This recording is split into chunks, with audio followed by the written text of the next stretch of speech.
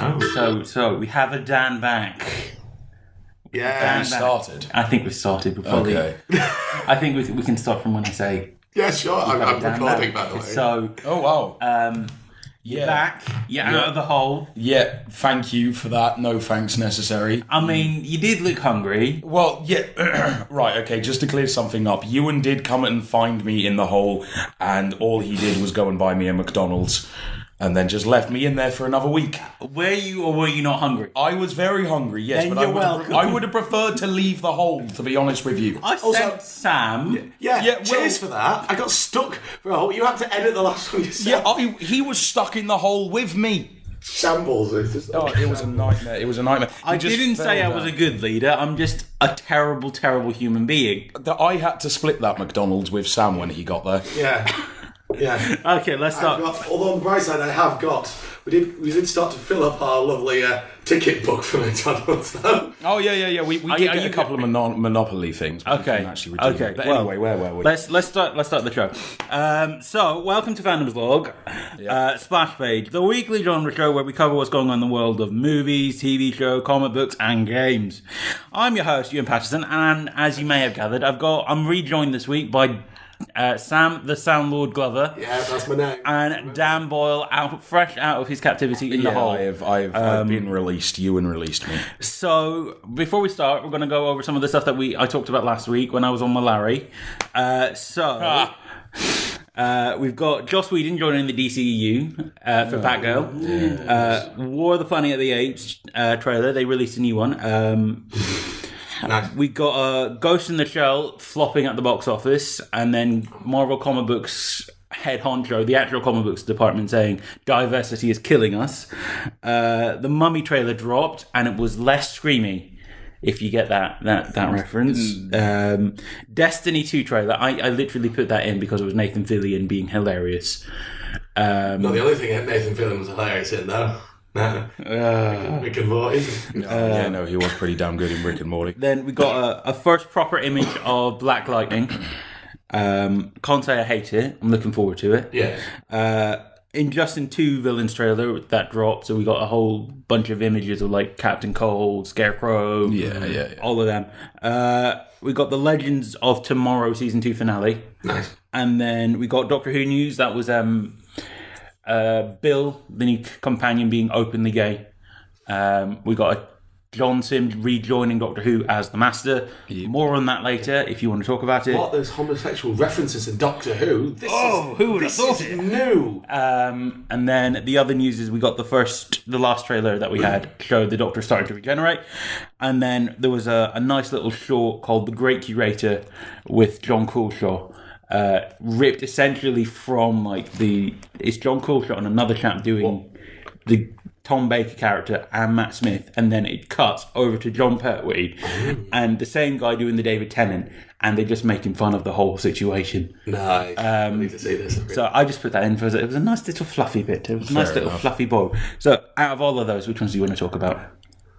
Very, very briefly, Briefly, I think the first one in my head is Doctor Who. Okay. The fact that we've got a openly gay main character makes me feel that I want to put quite a big question mark in there, since Russell T Davies started the new version of Doctor Who, and he didn't hide his agenda. His agenda? Not his agenda. The fact that he's a man that wrote Casanova. He created Casanova. He created Queer Eye for the Straight Guy. Was that him? Queer as Folk. Queer as Folk, that's the one.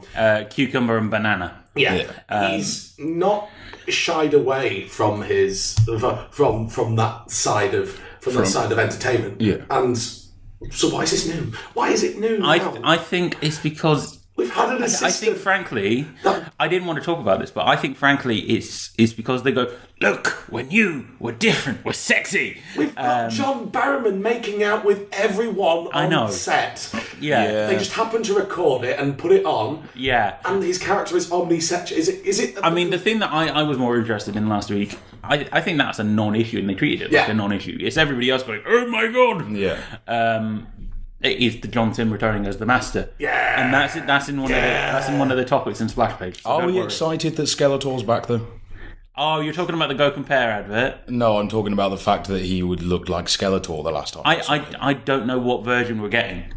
I don't know if it's like blonde, bleachy hair version or suave. This is something I really want to. I'm really trying to work out. Is it because usually when doctors meet up, there's always three of them. So the question is, are they going to recreate the most iconic version of the Master in some shape or form? I know the actor's dead, but I mean, are they going to just go? Let's get a bloke with a beard, put him in. Saying that though, there is nothing to say that you could get a previous version of the Master that you haven't seen, because his whole thing in the John Pertwee era, just in between John Pertwee and Tom Baker, is that he's used all his regenerations. So there's 12 other versions of the Master that we have never seen. So they could easily the one before. Well, technically, we've seen another version of the Master. You could get him. The one that the one that is before he chameleon arcs and goes, no, not a Master, not a Time Lord anymore. No. It's Derek Jacobi though, and that they established that he's been there for a long time. So I've assumed he's grown old as. So you would have a young version of that actor, which can't exist. Yeah. So, anything else we want to talk about there? Or do you want to actually jump into the whole thing? Let's jump into it. Let's start talking about this week's issue. Okay, so Marvel released a trailer for Thor Ragnorock, and it looks like the end times for Asgard and the Odin Son. We see Cate Blanchett's Hela destroy both Asgard and Mjolnir. Yeah. Thor captured and put into an arena, and ultimately he'll have to face off against his BFF, the Hulk. Dan, what do you make of this? Not an awful lot, to be honest. I'm not a huge Marvel guy, to be honest. And this trailer, it looks good and it does look like a film I would enjoy. But then again, it doesn't look like it's adding anything different or new, which is my biggest problem with it. And I mean, it's interesting seeing Thor and Hulk have a little battle. I'm looking forward to seeing that. I mean, we've seen them fight before. You know what it reminds me of, though, that trailer? He-Man and the Masters of the Universe. It just looks like that's what the trailer's trying to replicate. It looks very... The colour scheme looks very much like Guardians of the Galaxy. Yeah. They are going into that kind of area of space, which it's nice that they're committing to, but I would have preferred it if they just put the Thor trailer on it, with a kind of slight distortion where it kind of sounds like it's all going wrong. And that would have felt more dramatic, more... It feels... I know it's meant to be a road movie, like a buddy road movie thing, but... I think they've just shown everything from the first, maybe two-thirds of the film. I hope so. I really hope so. But I think everybody's favourite bit in this entire trailer was they say, "You're incredible," and Hulk smashes through it and goes, "Yes!"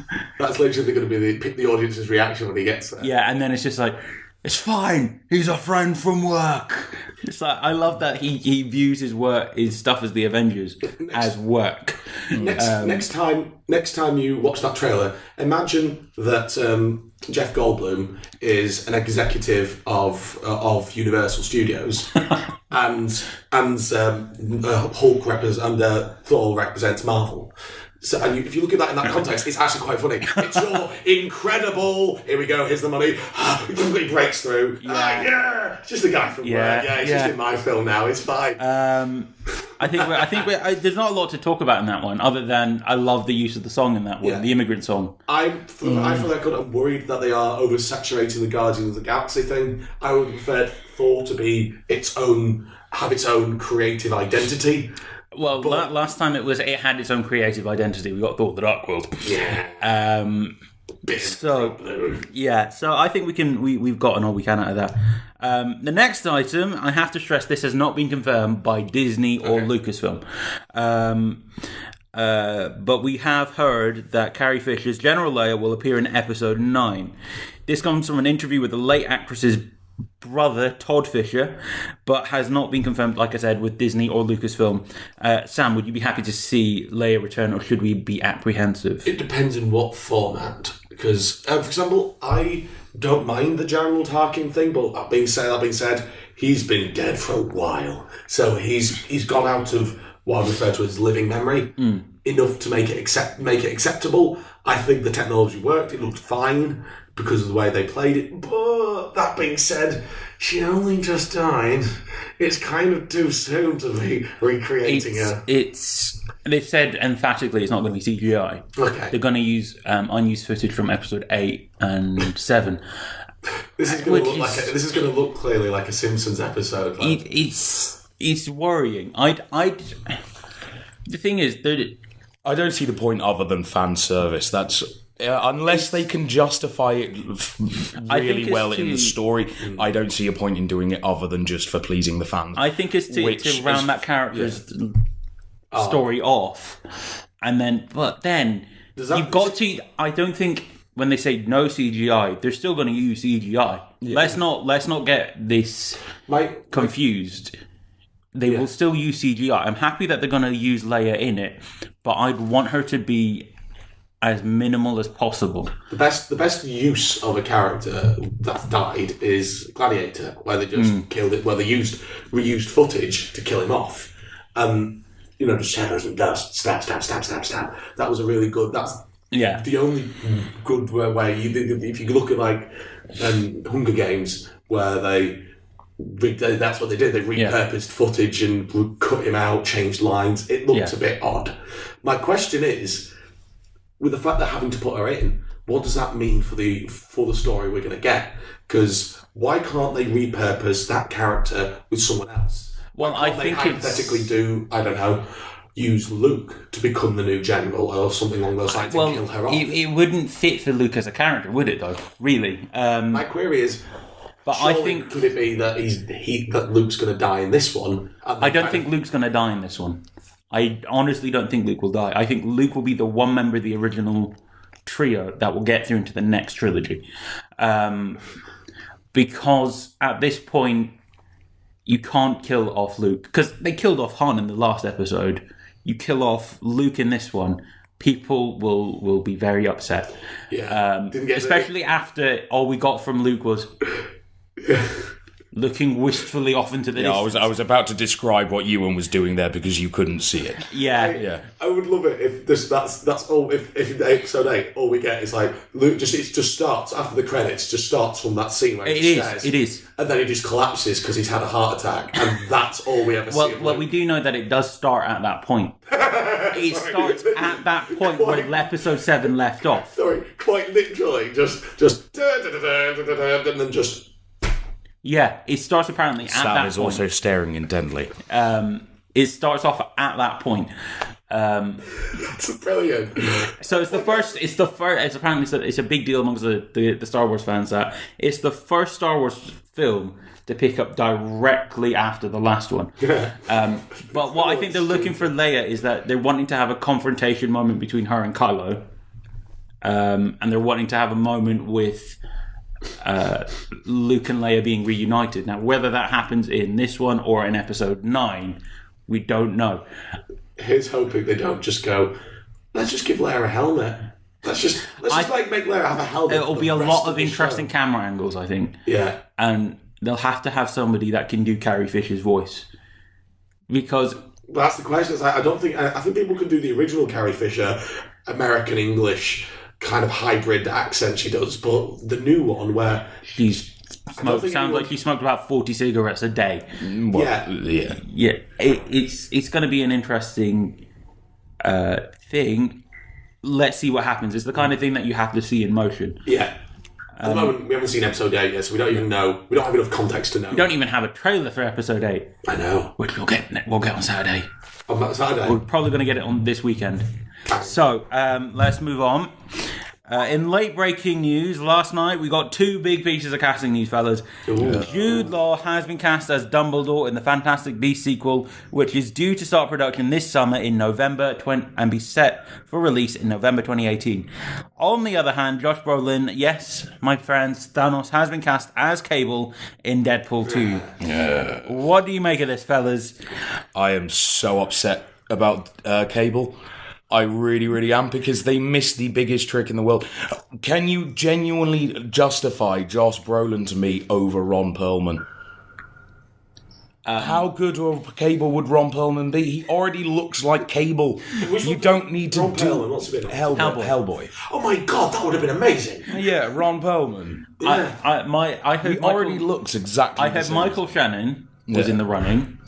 Zod. I've heard who's the guy from Avatar, the general guy. Oh god, I know what you mean. Yeah, he would have. But He was in the running. He wanted it quite badly. At one point, somebody said Pierce Brosnan. And that all came out because there was a picture of Hugh Jackman, Ryan Reynolds, and Pierce Brosnan all together. And they said, "Oh, it means Pierce Brosnan is Cable and he's got grey hair." no, just no. I can't. I mean, Josh Brolin. He looks like an angry, rumpy man. I'd have preferred James Bond now than James Bond. Potato Face. What's his name? Daniel Craig. But I think what we've got is going to be good. I haven't seen much of his Marvel. I haven't seen much of his stuff past being Thanos going, boy, I'm going to claw. He was in Men in Black 3. That jewel. Oh no, it's him. And he was in Jonah Hex. It's him. He was in Goonies. Oh, I'm not a big fan of. I've just realised. And then who else was he in? What else was he in? He was in another really. He was in the Old Boy remake. Yeah. With Scarlet Witch. So the one that I'm happy about is Jude Law as Dumbledore. Yeah. You're happy about that? I mean, Justify it to me. Justify why. He's a good actor.